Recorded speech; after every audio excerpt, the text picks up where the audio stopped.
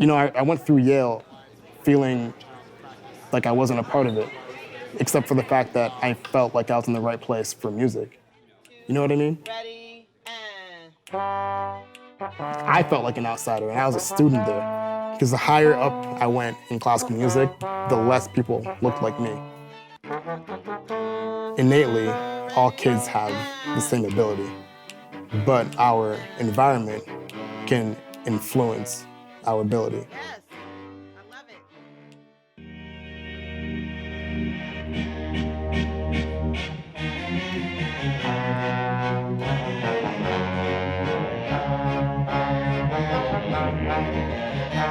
Because I've been wondering, how do you connect African American students and communities to classical music, which is Eurocentric? I fell in love with the violin. I started playing when I was in the 6th grade, and it was the best decision I've ever made. When I first picked up the violin, I was 8 years old, and I started off at this small program in my hometown of Anniston, Alabama. And so I wanted our students to learn the skills that it takes to get good at something that's hard. What were they talking about? And you said... I'll feel her sometimes. I feel like in music, she's still with me, still keeping me going. I feel my mom there cheering all of us on as a team, not just me, but everybody, because my mother, she had a big heart, and I feel like every time I practice, she's with me, and every time we perform, she's there cheering all of us on, because we're really, in the end, we're really a family. We're gonna have those little arguments, like little disagreements, but at the end, we're all here as a family. We're all ready to work.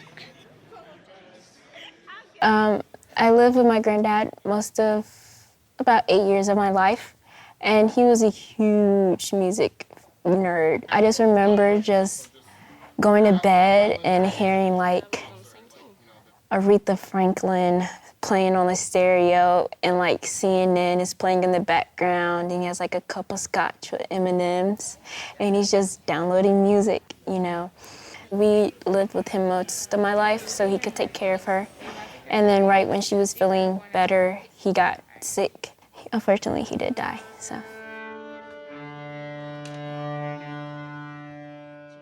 The partnership that we're establishing with Cricket Wireless, it's an absolute game changer, and I'll tell you why. The financial support is obviously very key. It allows us to do what we do. But the sense of validation that a Fortune 500 company would believe so much in the mission of the organization, believe so much in the hard work of our students and our families, that you saw them waiting out here, during rehearsal, late at night on a weeknight. This is a celebration of music. It's a celebration of African American music, of Black music, of African American communities, and we were able to have our kids involved in that.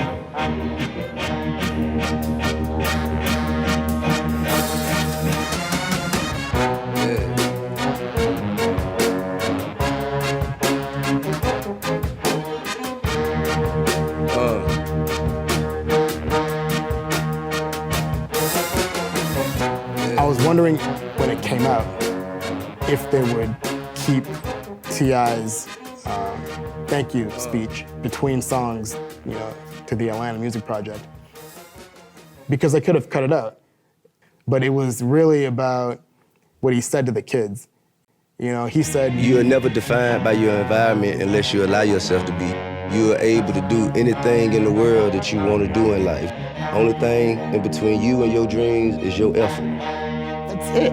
That's exactly what we're trying to teach through the Atlanta Music Project. It's a validation that the idea that the Atlanta Music Project is doing something that's really, really important is true.